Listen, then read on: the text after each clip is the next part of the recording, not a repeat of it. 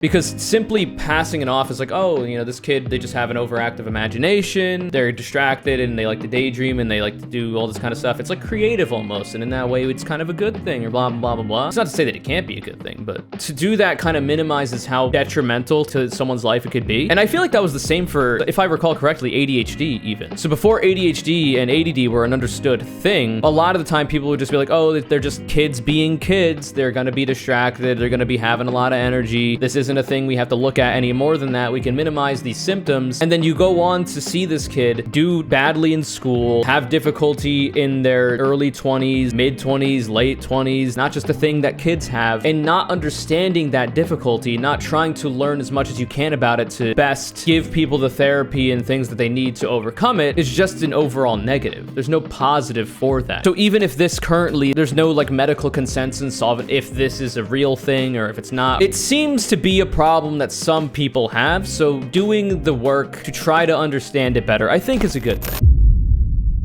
This is Anthony Padilla's I Spent a Day with Maladaptive Daydreamers. Now, we've watched a lot of Anthony Padilla on the channel before. You could go back and watch the one on reality shifting, which is, in my opinion, just lucid dreaming with extra steps, and the labeling of it as reality shifting is dangerous. But also we did one recently on Are Bisexuals Real?, which was a fun one where Anthony spent a day with bisexual and pansexual people. We want to lump them in. I don't think there's a war between the two. I think bi-pan solidarity is the way to go. But this will be the Padillinator, spending a day with maladaptive daydreamers. For a little bit of background for this, I don't know that I've ever experienced a daydream in the way that most people talk about them. So usually when people say they have daydreamt, they usually mean like, oh, I was just like thinking about a thing and it distracted me from the thing I was supposed to be doing, like daydreaming in school, for instance, during a lesson or lecture. You end up just thinking about something else. And in that way, I'm sure that manifests in like actual daydream. Other times you might just be distracted thinking about something else. When I think of daydreaming, I don't necessarily think of that. It seems more like a thing that is harder to control. Like some elements of ADHD could also be in that as well. But this says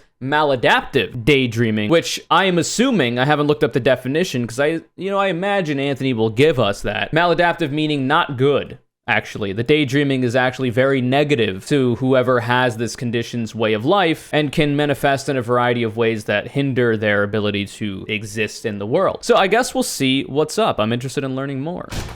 My name's Anthony Padilla, and I spent a day with maladaptive daydreaming. That's great. We'll uncover the truth about how one of the guests today experienced a daydream so intoxicating they couldn't pull themselves out of it for over a week. How the plots of these daydreams can become so involved and intricately woven that they feel like TV shows persistently playing in their brain. And why one of the guests in this video has been dubbed the patient X of maladaptive daydreaming. By the end of this video, we'll find out if maladaptive daydreaming has allowed them to harness their creativity and enter their most fantastical fictional worlds at a moment's notice, or if it's left them feeling imprisoned by the compulsion to daydream and unable to enjoy existence otherwise. So that's what I thought was going to be the case. I thought that it was going to have a lot of overlap with lucid dreaming, and from what I'm hearing right now, it almost certainly does. Maybe not like physiologically or the way that the things work, but in terms of some of the ripple effects from it. So the big thing that I cautioned against, just to spoil the lucid dreaming reality shifting video that I did a long time ago, it's escapism for a lot of people. Now, not maladaptive daydreamers, because I think in this way you're not trying to do it, but it ends up happening. But I guess we'll learn more. But for lucid dreaming, which is often somewhat of a conscious decision to try to engage in, eventually you could come to the point where you start using it as escapism. And if you do that and you're not very careful or responsible with it, you can, especially if you're in a bad way in your real life, you can start spending too much time in the dream world, as it were, in your lucid dreams or just dreams in general, oversleeping and stuff like that, which is obviously going to be negative to your real life because you got to be awake to do things. You got to be awake to go to school, to go to work, to get chores done, to care for the people that depend on you to live or whatever else. So obviously there are a lot of negatives for that too. And I think there is a little bit more to that too. So they say on the one hand, maybe there are some maladaptive daydreamers out there that harness this condition that they have in order to augment their creativity in whatever creative pursuit they're doing. And you could do this for dreams as well. You would imagine imagine that if you're an artist in the form of like a painter or a sculptor, or even like if you're a film script writer, if you could control your dreams either in full or in part, you would imagine that would allow you to see in your mind's eye fantastical things and produce literally whatever you want. And then if you can translate what you see in those dreams, you can try to transpose that into real life material in the form of a painting, a script, or whatever else. It can be very helpful in that way. I think I remember Will Neff on stream once, because he's done a lot of improv. He's got a degree in script writing. I think he's really big in film in general, but also as a career. And I think he actually said that one of his professors for some class, I think it was script writing, actually taught the students how to lucid dream. And I imagine that's because of everything I just said. It could be very helpful. And that's kind of a cool idea.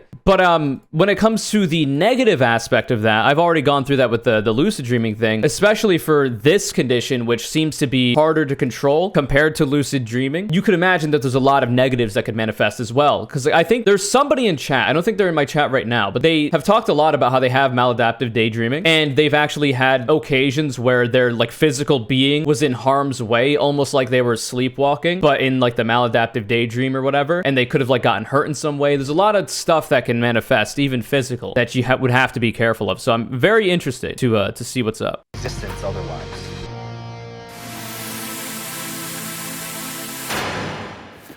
Hello, Levi. What's up? Anthony, how are you? Like the jeans. Like Strauss. Kristen. Hi. Like Stewart, I imagine. Jane. Hello, Anthony. Like Doe, I imagine. Can you describe what maladaptive daydreaming is? When we think daydream, we think like an innocuous activity that everybody does. The amount of time is what makes it different. People can spend hours and days in these imaginary fantasy worlds. Oftentimes, I think people like these imaginary worlds better than the real world, which is... My brain is just huge. I'm glad I'm being reaffirmed in real time immediately after everything I've just said. I have not watched this video yet. The one question that I have, which will probably be answered, is that when you're in these daydreams, how little control do you have, if any, over like your real life person? That's the big question I have. So like if we're saying that there are people with maladaptive daydreaming that can spend days or weeks in that daydream, what's their physical being doing? Are they still able to like go through life and they like phase in and out of the daydream, and that's like what you mean by spending that amount of time? Like how does that manifest is what I'm curious about. Started when I was a really young child. I was just taking my favorite TV shows and making up different endings, adding characters. I called it watching TV in my head. I started daydreaming when I was super young, about 6 years old. Some maladaptive daydreamers have these inner worlds called paracosms. World building in your mind. So you have characters, a main character, events happening, action. With time, you know, mind just evolved sort of into this giant city with a ton of characters having their own roles, clothing that they wear, personalities all developed, and I can't remember what your question was. Can you? That's interesting too. So I can kind of connect this in some ways to like imaginary friends. You know what I mean? Like, I don't know if this is true or not. I'm just speculating, but it seems like it could be the case that not for all, you know, kids that have imaginary friends, but for some, maybe if they do have maladaptive daydreaming and they just, nobody knows, and they've actually constructed these worlds in their mind, they, as a part of that world, I imagine they're not in spectator mode the whole time. They are interacting with other characters that they have created or have found in those worlds that their mind has created. And then either during, I don't know if you would call it an episode, or whenever they're having this maladaptive daydream, perhaps that's an element of how kids with imaginary friends will be. Or like maybe they're just completely lucid and conscious and in like reality, but they like still have some residual like understanding of that imaginary friend found in the daydream. And that kind of like translates into their real life. Or maybe they're not able to get into that dream world that they like a lot. So they're trying to like, through their imagination, project that person into reality or whatever. I'm sure there's some crossover there. I just don't know how much. You think it's the same with people who play something like D&D or not the same? I imagine it's not anything close to similar. I'm sure there could be some crossover though. So like if you're doing world building as like a D&D DM, a dungeon master, like if you do have like maladaptive daydreaming or even lucid dreaming, using those experiences to augment your campaign and the world you're building in that campaign, I can imagine there's some elements that would cross over there. I don't know how strictly you could tie it to. Did you start to go to your paracosm? Yeah, I kind of went and just Yeah, I was gone. Interesting. 5 or younger. It was a war scene. We were under fire. There was a lot of ordnance coming in, explosions. Well, now we get the negative aspect of it, huh? So Levi seemed to be a bit more chill about the idea. This is spooky and somewhat, unfortunately, relevant considering Russia-Ukraine. Solidarity with the Ukrainian civilians out there. Be safe if you're watching this in Ukraine. Jesus Christ. We were the rebels fighting against an empire. The war that they were fighting, they lost. So then it changed into this like searching for a new home, being dogged by the enemy, and all the drama that comes with living in close quarters. I still have some of my original characters from when I was 5. Like they're still alive, they're still impacting the plot, but they've had children, and a couple of them have even had grandchildren. If I sat down with a pen and paper and like drew out family trees, I could probably easily come up with 100 characters who have names and at least a bare bones story. So this is what's really interesting to me in the way that I'm trying to analogize it to lucid dreaming or dreaming in general, is that for this, these people seem to have a very rigid, solid understanding of the worlds that they inhabit. And it even seems to be the case that it's a consistent and ever developing world. My question would be, for people with maladaptive daydreaming, is this just one type of it where like you have a consistent world that you frequently go to? Because some lucid dreamers can do that as well. If they have a lot of control over their dreams and when they're lucid in their dreams, they could just make the same things happen over and over and develop a world in that way. But that's a conscious choice to do that. But there are also a lot of lucid dreamers where, like for me especially, I don't actively try to lucid dream. It just kind of happens sometimes. And it's always a different scenario. It's a different world. There are different characters. Sometimes I'm not even me, like the real life me. I'm just some other character in the dream as well, either lucid or not. And while I have a very good understanding and I have very vivid dreams and I have good memory of them even without keeping a dream journal, I still forget a lot of what's going on. So the idea that these people with maladaptive daydreaming might be able to remember a lot about it is very interesting to me, because that's a pretty big discrepancy from standard dreaming and even lucid dreaming, because usually for those, unless you're recording the dreams right after you wake up, most people forget their dreams very quickly. It's a common meme, you know, you wake up from an incredible dream that you didn't want to wake up from, and then you forget it almost immediately and all this kind of thing. So the idea that it's like very concrete and easily recalled is very interesting to me. Trained myself to lucid dream when I was very young, didn't end up using it actively or productively, became prone to sleep paralysis. Yeah, that's another thing. But I mean, if you're gonna lucid dream, you have to understand that sleep paralysis is the other side of that coin. Gonna be higher probability of happening. It is very much like watching a really awesome movie all the time.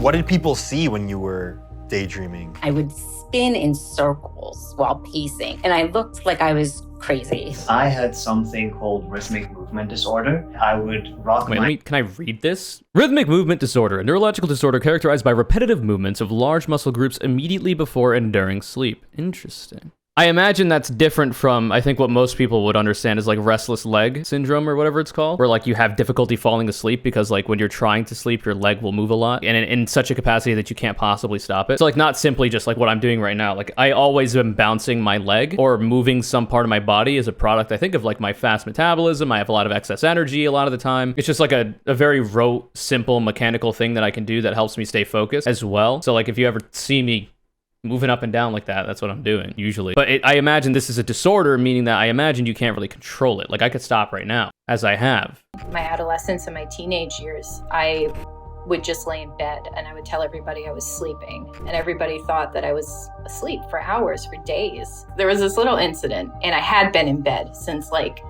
the day before, and my family was going to visit my grandmother.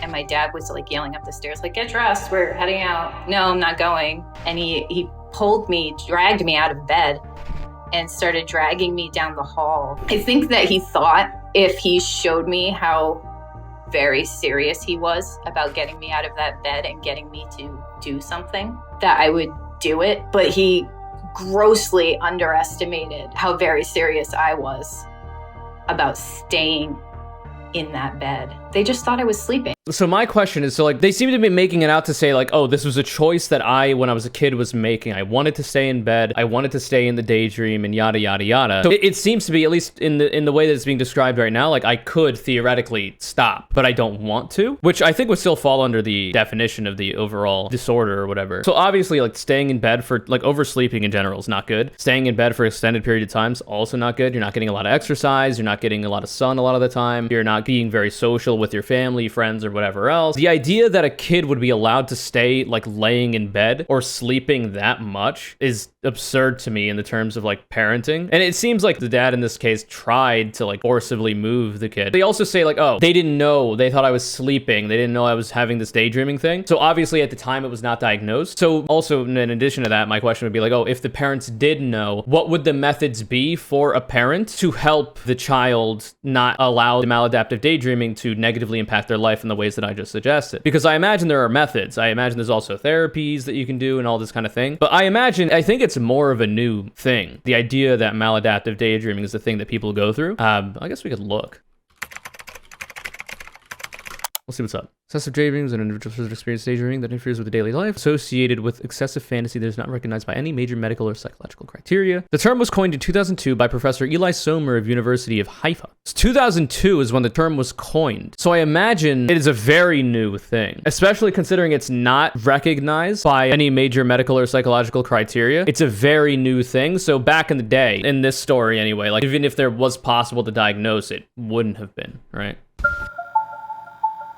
Aha, this is what I was talking about earlier too. A completely enjoyable experience, or are there harmful aspects to it? When it starts to become a priority, that's where the problem is, because it was a priority over everything else in my life. I missed out on a lot of what I should have been doing to set myself up for the future, and on a lot of those formative years where you're learning how to socialize as an adult. Like there's skills I'm kind of having to learn late in life. So like I say, I'm one of the smartest beings to ever walk the earth. So now my question is, because a lot of the things that I hypothesized on early seem to be being represented, at least by the people in this video, in regards to the analogy to lucid dreaming and like excessive lucid dreaming. So now my additional question is going to be, how much crossover is there between maladaptive daydreaming and lucid dreaming as a method of escapism? Like excessive lucid dreaming, I guess I would call it. Where the difference there is that daydreaming seems to suggest that you're conscious in real life when you do it. Meaning that like theoretically, like you have some amount of control over your physical being, your mind, etc., etc. And then dreaming, like lucid dreaming or just dreaming, means that you're unconscious. Your mind is unconscious, your body is asleep. And once you become lucid, then your mind becomes conscious, but your body stays asleep and you become aware of your existence, your brain, mind's eye, whatever, however you want to refer to it, your experience in the hallucination that is a dream. So that would be the major difference. And any crossover that I could think of, I would imagine would be the maladaptive part. So I don't think they're the same. It seems like a lot of the negatives that could hinder one's personal life when it comes to maladaptive daydreaming can also manifest when it comes to dreaming or lucid dreaming or so-called reality shifting, like I described in the previous video from Anthony Padilla, which is very interesting to me. I find dreaming interesting in general, daydreaming or otherwise. So this is a really cool video to watch. So you could become attached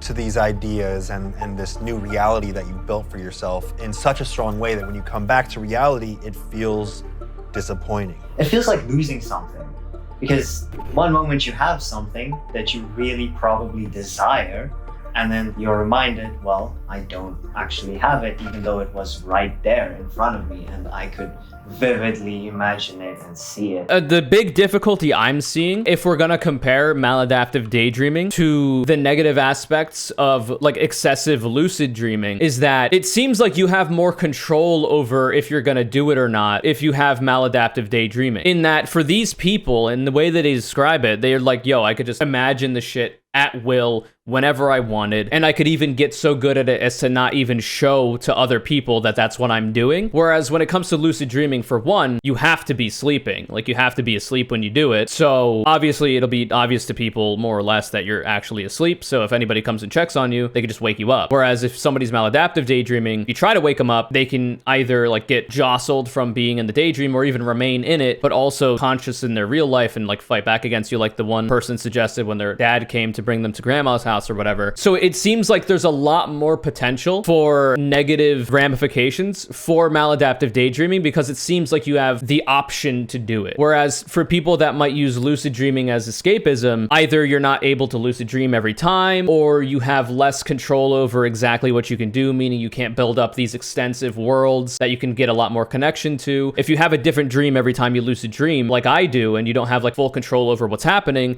I can't get especially attached to any dream I have, because the next time I have a lucid dream, it's going to be something else. There's going to be different characters, it's going to be a different scene. It would be so much easier for me to get attached to specific elements of the dreams if it was as they describe in maladaptive daydreaming. So it seems like this is potentially worse in terms of the negatives that could come from it. I prioritized it over my job. I was good at my job. I had opportunities for advancement, but they would require more hours, and I was not willing to give up my, lifestyle to do that.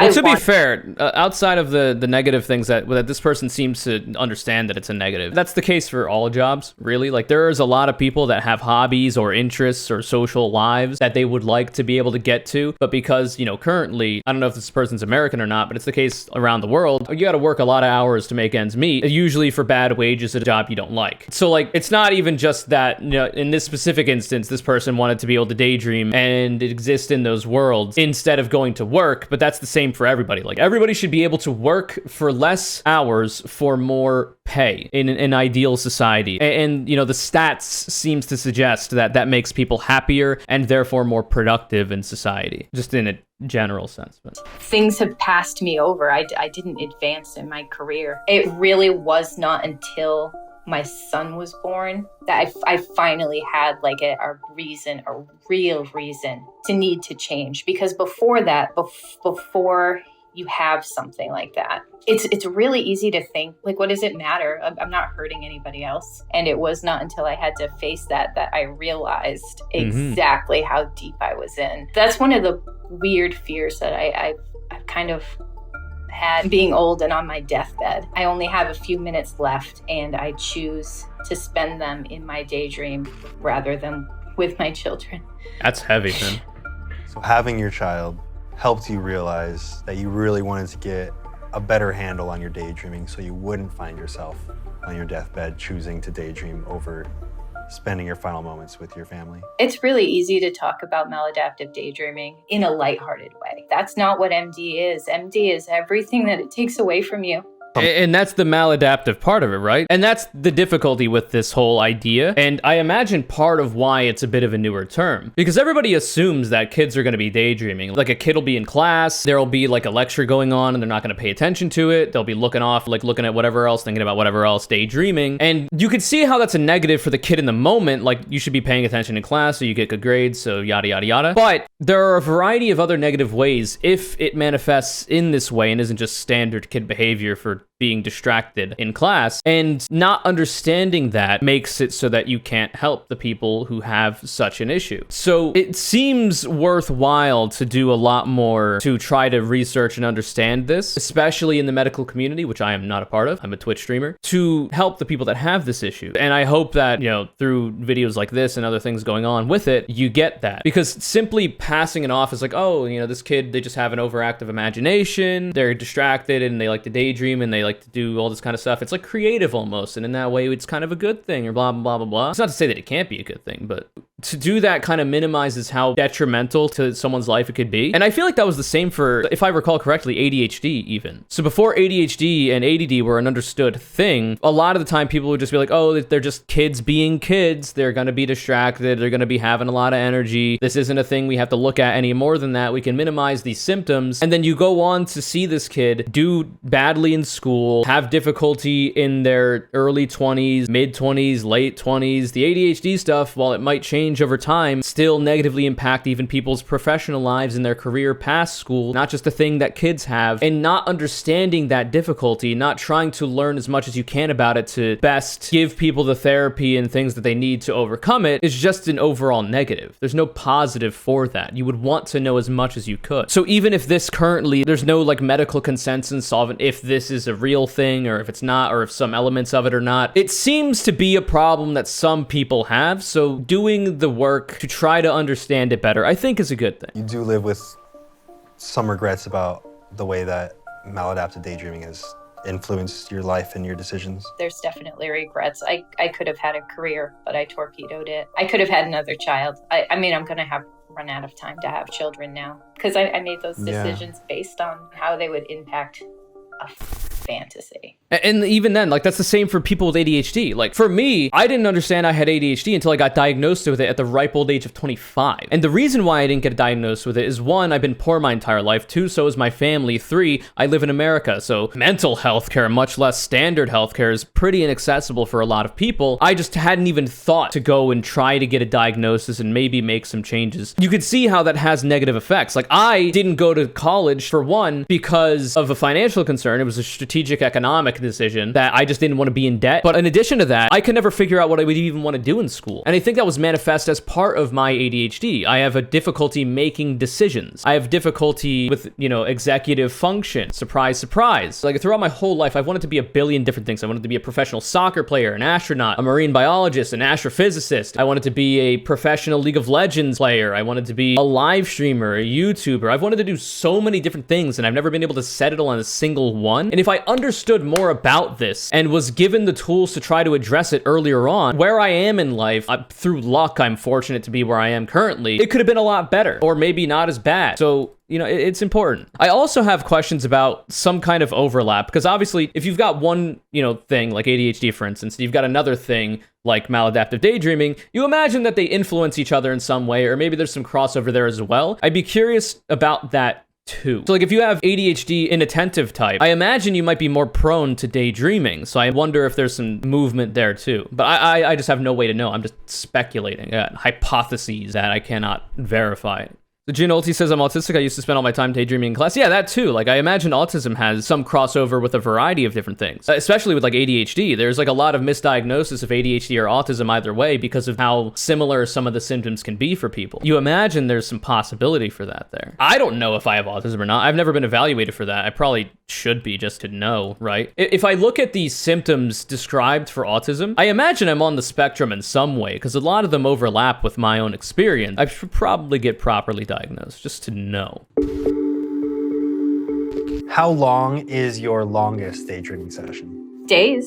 I would just sleep through a school vacation. A school vacation is like a week long, so that must be the longest I've ever gone. An hour or 2. I struggled to listen and to retain information because I would just constantly be out of it. When friends, would speak to me, then I'd listen to them for a few minutes and then I'd just be gone. This is something I have a difficulty with too. For some parts of my, what I assume to be ADHD, I do have difficulty internalizing what's being said to me, especially in terms of being at school. So for me, like, having to take extensive notes was one of the ways that I kind of tried to combat that. Also, I remember being in school and repeating what was said by the teacher in my head. So like, if the teacher said the sky is blue, in real time as they were saying that, I would not only just hear it, but in my internal monologue, I would also say the sky is blue. And that was also an interesting method that I think did help a little bit. And even nowadays, I notice that a lot of the time I'll be thinking a thought and I'll repeat it in my head a billion times and it doesn't do anything. It doesn't like solidify in my mind. But as soon as I say it out loud, it seems to solidify more. So like, I'll just like think out loud a lot of the time in my own time in order to do that. And it's been really helpful as well. I've heard mixed advice about seeking diagnoses as an adult. They often go to the context of development and performance at school. Well, yeah, it's difficult, right? Because like, if you have ADHD or whatever else, it's not going to just manifest in negative ways when it comes to your school life. You don't grow out of having ADHD as a kid. It carries into your adult life. It can change and affect you differently, but it definitely can still affect you. I haven't been diagnosed for anything, but I feel like I'm fucked up. Well, I mean, if you have the ability, you should probably look into it, but obviously it's inaccessible for a lot of people. It was for me for a long time. I learned how to do it while sitting still. And for me, that became dangerous. I'd be out with friends, and if it was a group of friends, I would drift back and forth. So it was really this like compulsive need to do like as soon as possible. And anytime I ran into a friend, I was almost annoyed because it was taking me away from the daydream world. And that's where it really started to impede on your real life. You didn't even want to experience real life. My younger self would have been the same like, for a lot of lucid dreaming funny, too, or dreaming in I would general. have to like find a way to incorporate it into one of my stories. Or I was like always cradling the two worlds. And to be able to just be there in the present with your friends and not having this need, this like compulsive need to create stories is really a great thing.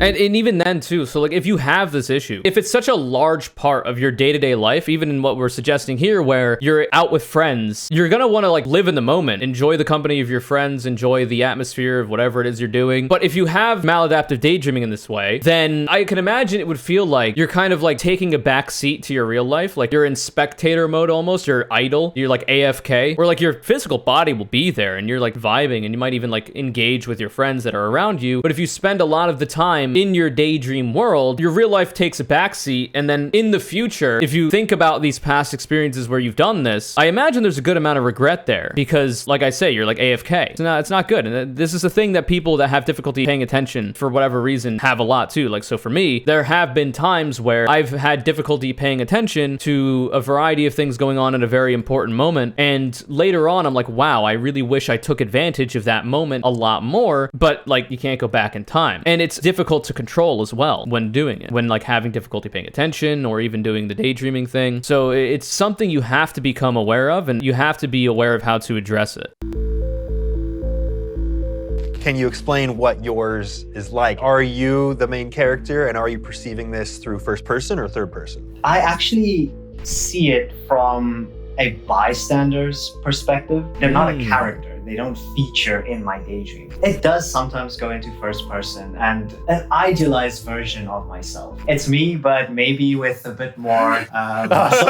Yeah. It's a general... I have this too in my dreams. In a lot, I mentioned this earlier, in a lot of my dreams, lucid or otherwise, I won't even be me. Like I'll be looking through the eyes of some other character. So I remember one dream, the character that I was a character in a movie. I think that the movie's name was like American George or something, and it was made up in my dream. And like the character that I was like a war veteran or something like that was older, looked nothing like me, was a lot older than me. And it was really odd because like I'm viewing this through what feels like my eyes. This was not a lucid dream. This was a standard non-lucid dream. And I think when I lucid dream, I don't even know if I'm me in those dreams either, because it's never really easy to tell. There will be some times where it's easy to tell, in that like I'll look at a mirror in a lucid dream, which is a terrible idea. You shouldn't do it because your body looks all fucked up, and that can be really weird for a lot of people. But a lot of the time it's like I'm kind of just like Lakitu, you know, in Super Mario 64, just filming whatever's going on and not even taking an active part of it. It's really interesting. The way the brain works, the hallucinations the brain comes up with when dreaming is very interesting. Now, when it comes to daydreaming, it seems more conscious. I don't know if that's even considered a hallucination. I'm not sure. Maybe a dozen nations. They all have their own governments. One of them has an additional world government. There's a few religions, and there's the,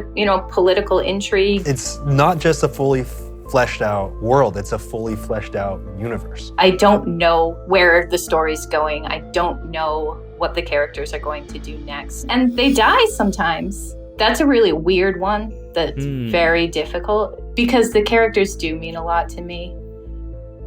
And some of them have been with me since I was like 5.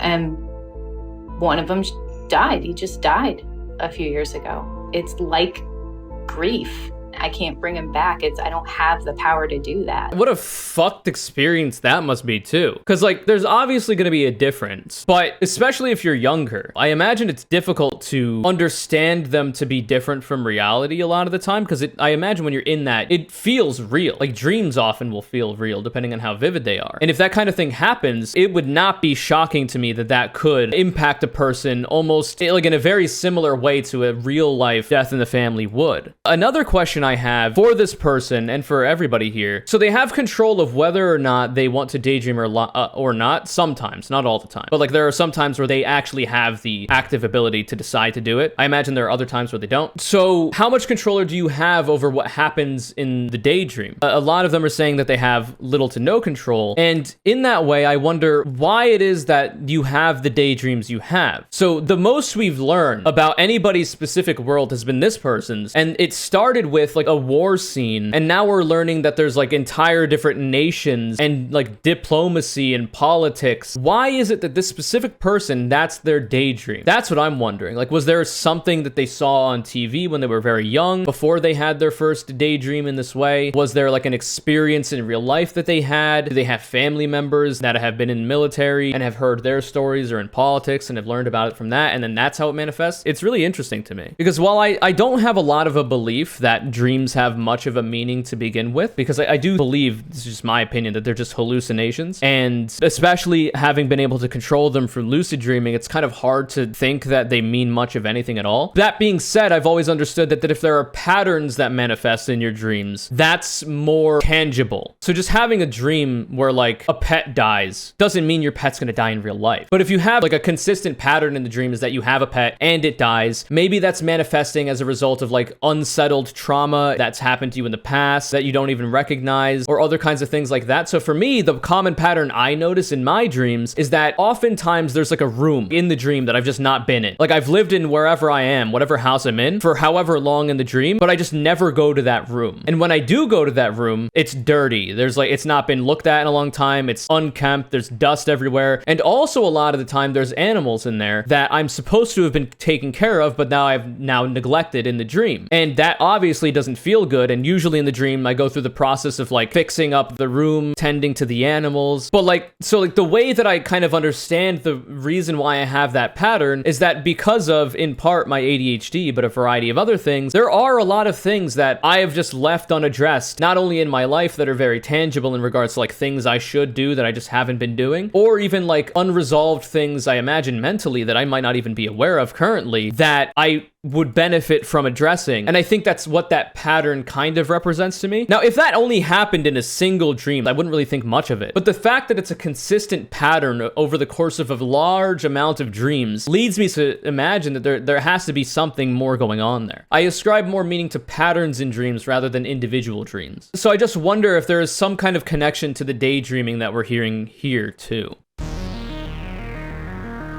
Bit of odd editing. Maladaptive daydreaming has been the most requested topic for me to cover on this show. Really? Do you think that has to do with its popularity on social media like TikTok? Well, I imagine because it's a newer thing, right? Like we looked and the term was coined in 2002, I think, right? When we looked at it, it's a very new idea. So the previous reality shifting video we watched was a lot about TikTok as well. And it was a big trend on TikTok, like, oh, I shifted to Hogwarts or whatever. Spoiler alert, I stopped, Snape from killing Dumbledore, blah, blah, blah, blah. Hermione was twerking in class or some crazy shit like that. And it's essentially just lucid dreaming with extra steps. But it was a very popular trending term on TikTok. And because TikTok is going to be the spawn of a variety of blights on society, I imagine there's a lot of potential negatives that could come from what we're about to learn. So hopefully it's not too bad. The hashtag on TikTok has something like 39 million views. They've gone through their life thinking no one else does this. And now all of a sudden they see an online community, but they then want to get validated and no one will tell them it's real. So they're getting that validation from places like TikTok, and it's why they want to see it. A weird thing that happens on TikTok too is that a lot of people will like fake having such experiences. I'm sure it's not all TikTok users. In fact, I would hope it's a minority of TikTok users. There are even people on TikTok that have faked having like Tourette's for clout and stuff like that. So I imagine like in the broader sea of the maladaptive daydreaming hashtag on TikTok, I imagine the majority of that is like just people talking about it and sharing their experiences. But there could be some elements of that are fabricated. And I guess it's up to you to determine how much of a bad thing that might be. But it could certainly, in my opinion, muddy the waters from like people that are actually struggling with this thing and are being like vulnerable and expressing that they have such a thing that's going on with them, how it negatively impacts them, how it positively impacts them. It could lead a lot of people to have misunderstanding on the topic, especially because it's a newer one. And this kind of stuff you have to be very careful with if you, the viewer watching this, or Anthony Padilla's content, have to be aware of. You got to be very careful. First and foremost, your immediate concern, if you think you have this, should be to consult with a mental health professional. You should not try to learn about all this stuff on TikTok. Now, obviously, mental health care is not taken seriously almost anywhere in the world, and healthcare in general is pretty inaccessible for a lot of people, so there's only so much you could do, but just be careful out there. That's all I can say. But I think that doctors and researchers need to start looking at this. They need to be the ones that say, wait, there's some patterns here. Yeah, probably. Right? You know. How did you first learn about the term maladaptive daydreaming? By Googling, I have this detailed world in my head. And that's how I found the forum. I was in my university library, and that's where I found the word paracosm for the first time. Like, I'm on to something. Like, now I had something. I went to the internet, which did not exist when I was a kid, and I started doing research for her. That's why I found this one obscure chat room with hundreds of people posting. It is still not a recognized psychological condition. So what does that mean? That means it's not in the DSM. It's not a legitimate known disorder at this time. It's getting misdiagnosed. And what kinds of things are people being diagnosed with? Autism. Yep. It's ADD, OCD. Yep. And all those things can run. Bro, my brain is massive. For all of its ailments in regards to the ADHD and everything I talked about before, it's huge. My fucking god brain contains too much information. That's my problem. It makes so much sense. I feel like it's a given, what I've said, but that's probably because I know I've learned a lot about this shit, considering I've been diagnosed with ADHD and blah, blah, blah, blah. But like, it just makes so much sense. It makes so much sense. How did you end up feeling after learning about other people experiencing this? I didn't want to admit that I had maladaptive daydreaming. I was sort of in denial, and I thought, I don't think that this is an actual thing. Eventually, I found a Discord server, and it's just been amazing ever since, the support. Do you know where maladaptive daydreaming might stem from? Is it something that you think you were born with, or something that you developed over time? I definitely wasn't born with maladaptive daydreaming. A lot of times, maladaptive daydreamers, they would develop maladaptive daydreaming as a coping mechanism to something traumatic that happened in their life. And I just realized that, well, there were cases where I just felt neglected. And it all boils down to what the daydreams are offering me. And that is an escape from, let's say, loneliness, and an escape from depression, anxiety. Looking back, I had a dreaming has the similar potential for abuse in that way too. I had autoimmune disorders that doctors were telling me didn't exist and were in my head, and I didn't figure out till age 30. And I was also lonely. My siblings were 10 years older than me, so I do think those things all just went together to help make this fantasy world go out of control. Can you get into how you became the patient X of maladaptive daydreaming? This was what I was curious about. I don't even know how you get such a title. First person to have maladaptive daydreaming. Well, I guess there's a difference between patient X and patient 0, right? Patient 0 meaning you're the first one to have it. So I guess, there's the difference. I believe I'm the only person on the planet who's ever been put in a machine and my brainwaves studied while daydreaming. And what did they find when they studied your brain? They expected me to be something called high mind wandering. Mind wandering is when your mind is on any off-task thought. So that's thinking about what you're going to eat for dinner or your to-do list. Like, we all do that. They put me in the machine. What they found is the period where I was not daydreaming was when I was doing the mind wandering. The daydreaming period, they saw constructive, purposeful thought, the same area of the brain that lights up when you show a heroin addict like drugs, was the area that lit up when I daydreamed. It makes sense that it would, right? Like substance abuse, like everything I've described today in this video about a lot of the negative consequences of using lucid dreaming or dreaming as escapism. Now we see in maladaptive daydreaming a similar concept. I feel like a lot of those things also have some correlation to substance abuse, and that you'll use substances, usually a lot of people's understanding of it is for escapism, and the negative aspect of the addiction to it manifests in affecting your life negatively negatively. So either financially, because your drug of choice is very expensive, or physically, because your drug of choice is bad for the body, or socially, because you either get ostracized from your community for being like outed as being on these drugs or addicted to them, or legally in that you get in trouble with the law and fined or thrown in jail and all this kind of thing. The addiction part of it manifests in it getting in the way of your normal functioning in your daily life. And obviously, a similar thing could be said for maladaptive daydreaming or lucid dreaming, or using these things as escapism. They get in the way of your daily life. So I imagine there's even crossover there. You say that your experience with daydreams has felt like a drug addiction in many ways? Yes, it feels like that kind of craving. You get to plus, like, you get, I don't know if the exact science on it, but I imagine you get like a lot of like dopamine or endorphins, like brain chemical, accessing these daydream worlds, because if you enjoy doing it, which you would imagine you would, considering it's an escapism activity, you're gonna get a lot of good feeling brain juice flowing, and that can develop into a craving, we'll say, later on. It's the same for video games and how people get addicted to video games. It's a similar kind of concept. It's how you get addicted to anything.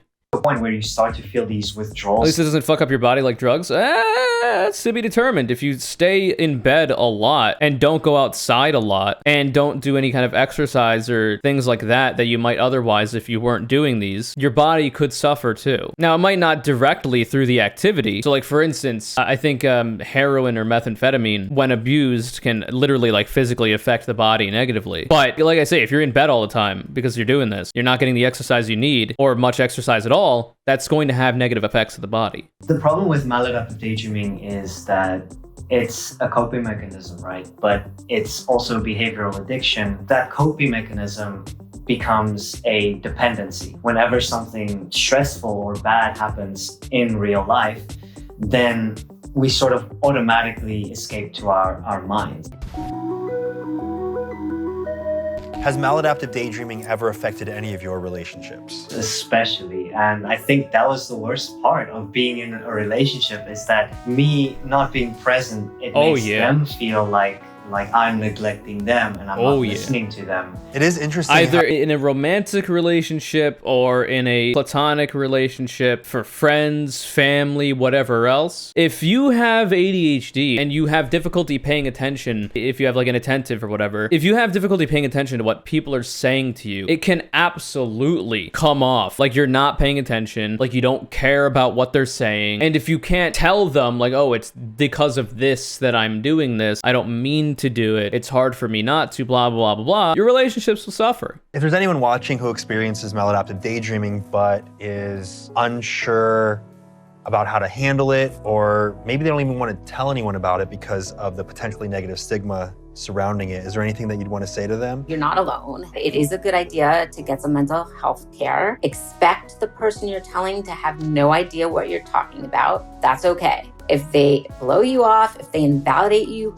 find someone else. True. Google maladaptive daydreaming. A good mental health professional, if they don't understand what it is you're trying to tell them, they will make as much of an effort as they can to learn about it in order to try to help you. Or if they can't do that, then they'll try to point you to somebody else who might. If they completely blow you off and are trying to continue their engagement with you as a mental health professional, you should definitely try to find another one. I think that's standard advice.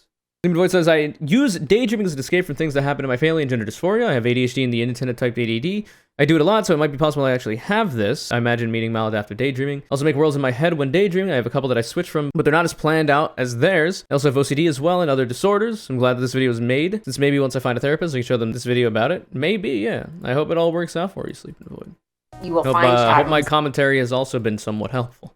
And you will find like thousands of people around the world just like you, and many of them become successful, happy adults. So this is in no way a curse. And even if right now you can't break out of it, one day you will be able to. Well, there you have it. I spent a day with maladaptive daydreamers, and I've come to understand how on the surface it might appear to be nothing more than harmless daydreaming, but it really is so much deeper than that. Especially when it comes to how emotionally involved and complex these daydreams are, and how much they can impact and dictate every element of someone's life.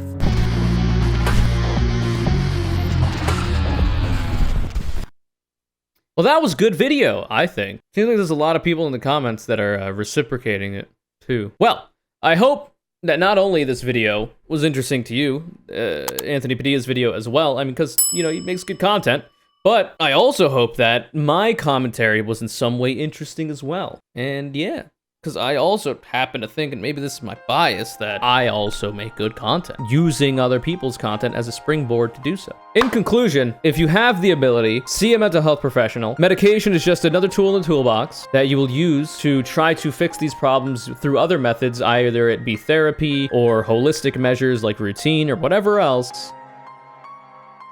And be well. If you'd like to be the next Conure Callout, all you gotta do is follow me on Twitter, @ConureCC, retweet my video links when they go live, the usual thing. Subscribe to the channel, put all notifications on when you hit the bell. Comment something cool down below about dreaming or whatever, and have a fantastic time doing whatever it is you're going to do after this video wraps up, preferably watching another one of my videos and doing the same thing for that video, but maybe that's just wishful thinking.